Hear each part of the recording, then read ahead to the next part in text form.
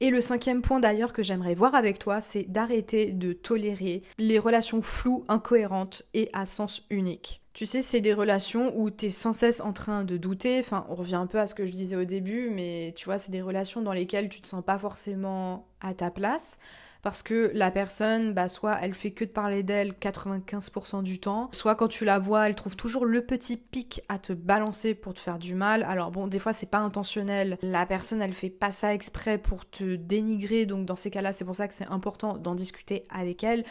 Mais si elle recommence sans cesse, ça sert à rien de continuer à entretenir cette relation, ou les relations à sens unique, s'il n'y a pas de respect, c'est non négociable pour moi. Et les relations à sens unique dans le sens où t'as l'impression que c'est tout le temps toi qui fais des efforts, c'est tout le temps toi qui vas vers la personne, ou c'est tout le temps la personne en face qui est tout le temps en train de parler d'elle à 99% du temps. Ça, les amis, c'est niette. Et pour moi, ce n'est plus tolérable en 2026 d'entretenir ce type de relation. Et je vais vous faire une confidence, pendant longtemps, j'étais toujours cette fille et je pense vraiment que c'était dû à un manque de confiance en moi, mais surtout un gros manque affectif que j'avais. J'étais toujours cette fille qui avait besoin d'avoir plein d'amis, aussi superficielles qu'elles soient du coup, parce que plus t'as d'amis et moins il y a de chances qu'elles soient qualitatives tes relations forcément. Et même les copains-copines, les gens que tu vois aller 3-4 fois dans l'année, bah je suis désolée, c'est pas des relations pour moi. Et je suis arrivée à un stade où pour moi, si tu partages pas les mêmes valeurs que moi, à savoir la liberté, la créativité ou même ne serait-ce qu'un centre d'intérêt en commun avec moi, ça va être très compliqué pour entretenir la relation. Je suis désolée, mais c'est vrai que pendant des années, j'ai certaines personnes, enfin excusez-moi, mais je l'ai vraiment ressenti comme ça, qui me prenaient pour leur psy. Et je pense que comme j'ai vraiment aussi cette tendance, et c'est un peu le piège, hein, tu vois, quand t'es coach, mentor et que t'adores aider les gens, que t'adores être dans l'accompagnement, dans vouloir les aider, bah, les autres, ils peuvent peut-être un petit peu profiter de ça et se servir de ça pour avoir des réponses à leurs questions, pour avoir une oreille attentive. Et moi, j'ai été beaucoup dans le syndrome du sauveur aussi à un moment donné. Et c'est pour ça qu'aujourd'hui, je ne peux plus tolérer en fait ce type de comportement. Pour moi, dans une relation, alors je dis pas que ça doit être à 50-50 tout le temps, c'est même impossible, je vais vous dire les amis. La vérité, c'est que c'est impossible d'être à 50-50% de façon parfaite, même dans ton couple, même avec ta famille. Évidemment qu'il y a du 60-40, des relations qui font du 65-35%. Mais encore une fois, j'en reviens à ce que je disais au début de cet épisode de podcast, quand la barre est mal ajustée, enfin, quand la jauge n'est pas équilibrée, quand la balance penche plus d'un côté que de l'autre, eh bien la relation ne va pas, ça devient une relation dysfonctionnelle. Et maintenant j'aime plus trop dire ce terme de toxique, mais bon d'ailleurs si ça vous intéresse, j'ai écrit un livre sur le sujet, sur les relations toxiques. Mais maintenant j'aime plus parler plutôt de relations dysfonctionnelles, même si bon le terme toxique il est aussi approprié. Mais voilà, pour moi ça en vient à être dans une relation qui est dysfonctionnelle parce qu'elle est déséquilibrée littéralement. Et c'est pas une relation qui peut s'entretenir dans ces cas-là. Donc c'est pour ça que c'est important aussi, on en revient au premier point, hein, encore une fois, mais en amitié c'est pareil, hein. Que ce soit dans le couple, dans le travail, mais aussi en amitié, tu dois avoir tes critères. Tu dois avoir le b à bas de ce que tu tolères dans tes relations. Le respect, s'il n'y est pas, bah c'est ciao. La personne, elle a un minimum d'intérêt pour moi, parce que moi ça m'arrivait d'être dans des relations amicales, ou, enfin désolée d'insister beaucoup là-dessus, mais parce que ce sont vraiment des choses qui me sont arrivées récemment et que je ne peux plus tolérer en 2026, ou d'être dans une relation où vraiment la personne ne me soutient absolument pas, c'est-à-dire ne like absolument rien de tout ce que je produis sur les réseaux sociaux, même verbalement, elle me le dit pas, ah c'est cool ce que tu fais, ou même faire semblant de s'intéresser au moins un minimum, et bah non, la personne n'est même pas capable de le faire, et la personne elle parle que d'elle, en fait elle fait carrément un monologue, et j'ai l'impression que dès que cette personne allait mal, j'allais vers elle pour savoir comment elle allait, mais bah moi quand je vais pas bien, bah est-ce qu'elle est là? Non. Donc je suis désolée, c'est même pas un copain ou une copine, ça, ce genre de relation, ce n'est pas tolérable. Donc c'est pour ça, définis tes relations, définis tes critères, pardon.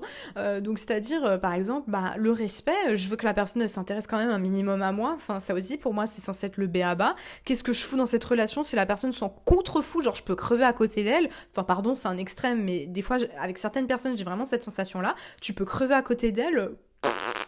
Ah bah moi, du moment que ça va bien, bon, les autres, je m'en fous. C'est de l'égocentrisme pur, mais Mais ces gens-là, je peux plus me les blairer, ces gens-là. Ces gens égocentriques à son paroxysme, je peux plus me les blairer. Tu peux parler de toi et voilà, avoir traversé quelque chose de difficile et du coup exposer ton mal-être.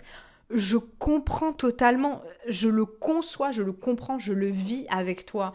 Mais quand je suis amie avec toi depuis des années, et que je me rends compte que finalement tu ne changes pas, t'es tout le temps en train de tourner tous les sujets de conversation autour de toi, c'est-à-dire que c'est même pas essayer de parler de l'actualité, de la politique, de faits divers, de sujets philosophiques, de sujets historiques, et pas forcément de moi ou de la personne en face, il y a aussi plein de sujets qu'on peut évoquer, de films, de musique, et ben non, la personne, elle ramène tout autour d'elle. Et ce genre d'énergumène, c'est insupportable. Moi, je peux plus. En 2026, maintenant, je les flaire à 10 km, ces gens-là. Donc voilà, en 2026, il faut arrêter de tolérer les relations à sens unique. Et c'est pour ça que c'est important de définir tes critères. Tu peux même les donner en commentaire ou les faire de ton côté dans ton petit carnet ou dans ta page Notion. Tu définis les critères qui sont tolérables pour toi et qui sont le b.a.-ba pour toi dans tes relations amicales, dans tes relations familiales, amoureuses. Et voilà, c'est des critères qui ne sont pas négociables. Et en parlant de relations toxiques, de relations dysfonctionnelles, justement, le 6e point que j'aimerais voir avec toi et qui n'est pas tolérable en 2026, c'est justement de se diminuer pour être accepté. Par exemple, t'es dans un groupe, enfin voilà, t'es invité quelque part, tu rencontres des gens que tu connaissais pas par le biais d'amis, et t'as quelqu'un qui te demande qu'est-ce que tu fais dans la vie et tout, et là t'es en train d'exposer ta situation professionnelle, et tu n'oses pas parler de certaines choses parce que t'as peur de paraître trop prétentieux, ou t'as peur qu'on te juge, et moi je dis en fait non, assume-toi. Assume tes expériences, assume ce que t'as fait, et puis même, en plus, ça permettra aux autres d'être une source d'inspiration pour eux. Je pense, les amis, si t'as peur de tomber dans ce côté ouais, je suis trop prétentieux, je veux vraiment pas tomber dans cette image-là, bah c'est parce que peut-être que t'as peur aussi de dire les choses d'une mauvaise façon. Donc en fait, il y a toujours une façon d'exprimer les choses. C'est sûr que de dire ah bah j'ai réussi à faire ci ou à faire ça, et d'employer un ton vraiment condescendant, de lever le menton, d'être là en mode ouais je te regarde de haut, non bah non, évidemment que c'est pas acceptable ça. Les relations, les personnes qui sont en face de toi, t'es censé les voir d'égal à égal. Mais bon, pour certaines personnes qui ont un ego surdimensionné, ça c'est pas quelque chose qui a l'air d'être naturel chez eux, mais bon bref. Mais voilà, quand tu te retrouves à certaines personnes, moi je dis, ne te diminue pas, ne tolère pas cette diminution. Arrête de réduire ton intensité, parce que c'est comme ça justement que tu vas créer de l'authenticité à travers tes relations, et c'est comme ça aussi que tu vas t'attirer des gens qui te ressemblent, tu vois, parce que justement ça se trouve la personne elle a vécu quelque chose de similaire à toi et elle va se dire ah mais t'as travaillé avec un tel, mais ouais moi j'ai travaillé avec XYZ, putain c'est trop bien et tout, et du coup vous trouvez un point commun, et voilà c'est comme ça après que les liens se tissent, hein, c'est quand tu trouves des choses en commun avec les autres, mais bref ça pourrait encore faire le sujet d'une autre vidéo. Bref, en fait, on n'est pas là pour se faire petit pour rassurer les autres, en fait. Tu fais pas ça justement pour qu'ils arrêtent d'avoir peur. Tu n'es pas là pour cacher ton ambition, en fait. Faut arrêter de s'excuser d'exister. Il faut arrêter de s'excuser d'être sensible.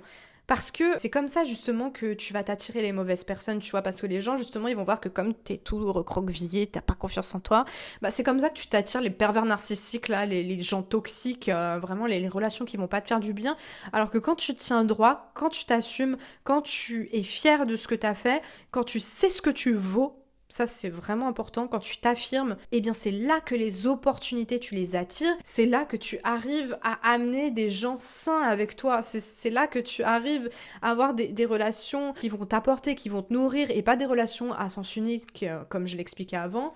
Donc là on est vraiment dans le point inverse de ce que j'expliquais dans le point précédent, mais c'est exactement ça en fait, c'est comme ça que tu vas t'attirer les bonnes personnes. Si tu dois t'éteindre pour être aimé, c'est que tu n'es pas au bon endroit. Donc en 2026 on arrête de se diminuer pour être aimé, parce que la première personne qui doit t'apprécier, c'est toi-même. Et si en premier lieu tu ne t'aimes pas, comment veux-tu que les autres t'apprécient à leur tour?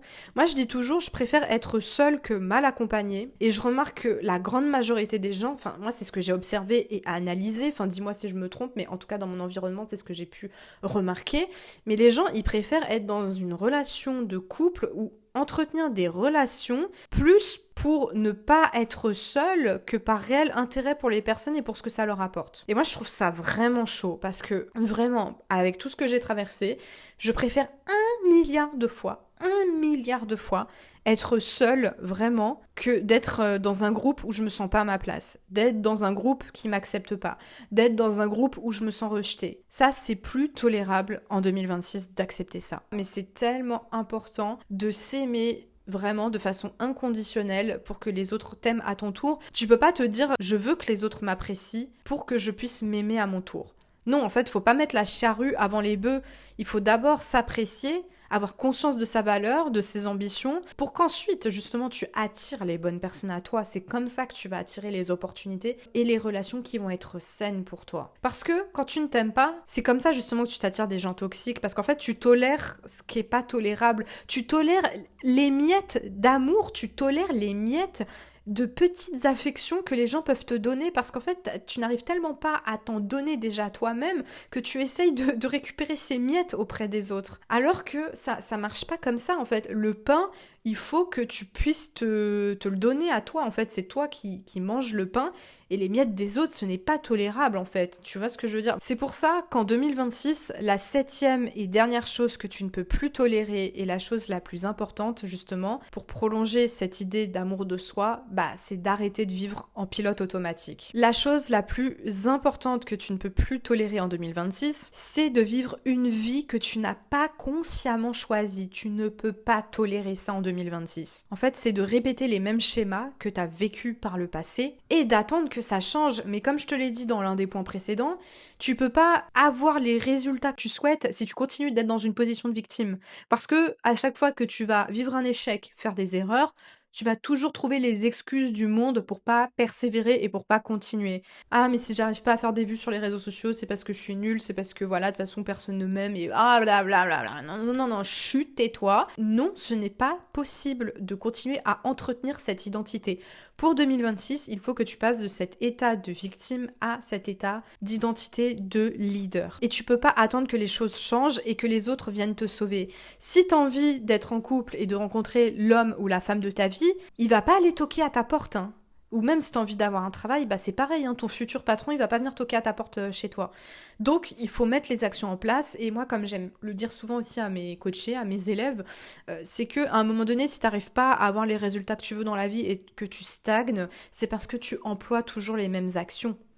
Et il y a une citation d'Einstein que j'aime beaucoup qui dit « C'est de la folie que de continuer à entretenir les mêmes actions et de s'attendre à des résultats différents. » Et Einstein, il a parfaitement raison. Enfin bon, tout le monde le connaît bien sûr pour son extrême intelligence qu'il avait, ce scientifique. Mais j'aime beaucoup cette citation parce que c'est vraiment quelque chose qui peut très bien s'incarner et se concrétiser à travers l'entrepreneuriat. Si t'es pas content par exemple du chiffre d'affaires que t'as et que tu stagnes depuis des années, c'est peut-être parce que t'as pas essayé d'autres solutions. Par exemple, pendant des années tu fais de la création de contenu pour essayer de trouver tes clients sur Instagram, mais peut-être que si tu passais sur LinkedIn, ça changerait peut-être la donne.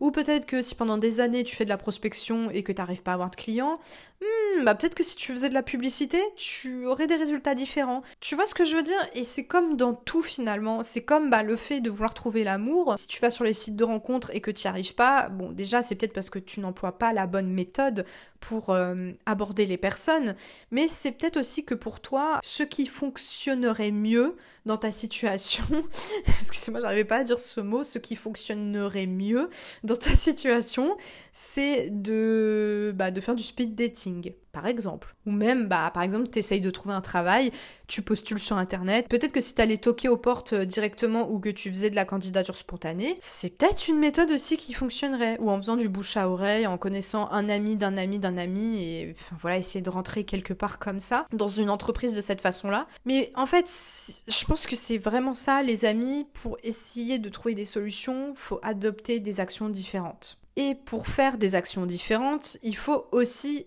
améliorer son état d'esprit, parce que tant que ton monde intérieur ne change pas, tant que ton état d'esprit est voué à être dans la négativité, être dans l'échec, dans je suis nulle, je suis une merde, j'y arriverai jamais, si tu restes dans cet état de mindset, cet état d'esprit vraiment négatif, vraiment pourri, désolé de le dire mais c'est exactement ça, t'auras jamais les résultats que tu souhaites. Parce que tu restes dans une position et une identité qui te fait rester dans le même état et la même condition qui t'a amené jusque maintenant. Donc pour shifter, pour changer de monde extérieur, il va falloir changer d'abord de l'intérieur. Et c'est d'ailleurs ce que je t'apprends dans Mind Reset. C'est très important de comprendre ça parce que ta réalité extérieure, elle va tout le temps se répéter tant que tu n'as pas changé vraiment cette identité à l'intérieur de toi-même. Donc c'est pour ça, si tu veux que 2026 soit une année totalement différente par rapport à toutes les années précédentes, il va falloir qu'à partir d'aujourd'hui, tu choisisses d'incarner une identité différente. Il faut que tu choisisses d'incarner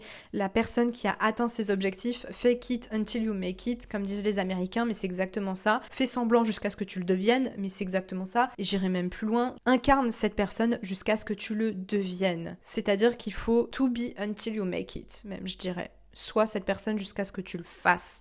Il faut que tu l'incarnes, il faut que ça rentre dans ton identité, dans tes veines, dans ton sang, à l'intérieur de toi. Et il faut aussi que tu aies cette certitude aussi au fond de toi. Parce que je pense que si t'as pas de résultats dans ta vie aussi, c'est parce que t'as pas la certitude de pouvoir les mériter, ces résultats. Il faut avoir cette conviction à l'intérieur de soi, avoir conscience de sa valeur, et ça je t'explique tout d'ailleurs dans Mind Reset pour que tu puisses changer d'état d'esprit et atteindre tous tes objectifs en 2026, que ce soit en termes de projets personnels, relations, argent. Et je suis persuadée que cette formation et cet accompagnement pourra vraiment transformer ta vie. Si tu souhaites en savoir plus, je t'invite à aller regarder le lien en description. J'espère aussi également que cet épisode de podcast, cette vidéo t'aura plu. Si cet épisode de podcast t'a aidé, partage-la un maximum autour de toi.